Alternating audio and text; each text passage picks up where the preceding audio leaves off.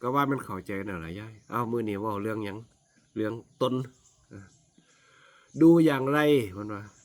ตนไม่มีในตนนี่อัตตหิอัตโนนาโถเพิ่นบอกว่าเบิ่งจังได๋เบิ่งยากนี่ยายเว้ายากซ้ำเรื่องตนนี่ไอ้ตนนี่คือตนที่สมมุติขึ้นมาซื่อๆตนในความหมายของเพิ่นคันสิเว้าอีกตัวหนึงภาษาสมัยใหม่เพิ่นเว้าว่าจังได๋เพิ่นว่าเตรียมความพร้อมซ้อมความตายน่ะนะเฮ็ดให้มีข้อคิดเตรียมความพร้อมซ้อมความตายร่างกายซ้ำบ้านเซาให้เฮาเตือนเฮาไว้จังซั่นเพราะว่าหยังเพราะว่ามันตนนี่เฮาคันว่าเฮาเก็บขาเฮาก็เก็บขาเฮาคันว่าล่ะคันว่าเก็บไข้ได้ป่วยหยังต่างๆนี่เฮาก็โยนมาหาเฮาคำว่าตนมันเลยมีเมื่อมันมีดอกว่านี่เฮาเรียนตนบ่มีในตนนี่ฝึกจังได๋ฝึกเบิ่งกายนี่กายก็ว่าปวดมันเป็นอาการมันซื่อๆเด้ยายมันเป็นอาการคันมีเฮาเข้าไปแล้วต่อไปมันสิยึดมั่นถือมั่นว่านี่โอ้ยมันนั่นเศร้าแท้ อาการมันสิโยนไปจังซั่นเด้มันสิบ่ยอมรับนะมันจะพักออกวิเพราะเพิ่นว่าวิเพราะว่าตัณหานะอยากดันออกนี้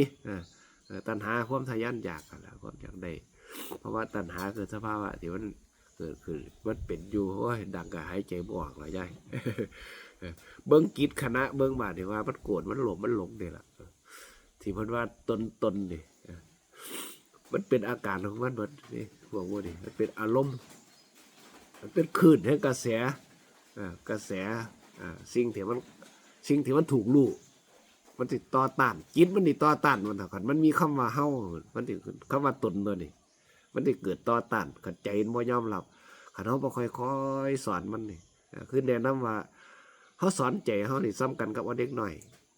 เอาลูกเอาเต่าเบิ่งว่าเจ้าเอาเนี่ยมันยากบ่ยายกว่ามันสิใหญ่วะแต่ขนาดใหญ่แล้วมันก็ยังบอกว่าฟังอยู่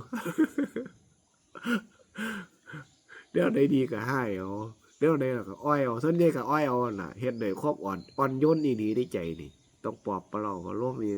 สร้างกำลังจิตกำลังใจกับเจ้าของนี่กว่ามันสิได้กว่ามันสิเข้าใจเรื่องเบิ่งจิตนี่เบิ่งยากเด้คันบ่เบิ่งเกิดเบิ่งดับดีๆนี่เบิ่งว่ามันโกรธเบิ่งอย่างบ่เบิ่งไงเบิ่งโกรธเบิ่งอย่างเบิ่งไงครับเบิ่งความคิดบัดใหญ่ความคิดฟุ้งซ่านความที่มันลองเฮาเฮ็ดเบิ่งมันวุ่นมันวายน่ะส่วนใหญ่ความวุ่นมันวายความสงบก็เบิ่งเอาเวลาเบิ่งมันเกิดมันดับเบิ่งฝึกหัดพัฒนาไปใส่โยนิโสมนสิการเพื่อคิดแบบหยาบคายคิดให้ลึกซึ้งเดี๋ยวนะเบิ่งจุดใดจุดหนึ่งเบิ่งเอาไว้ซ้ำดีหรอยายหายใจบ่ทันหรอกมันวัดตาดังว่าเรามันเป็นวัดบ่ธาราบุญนะเจ้าก็บอกกันต่อกันเลย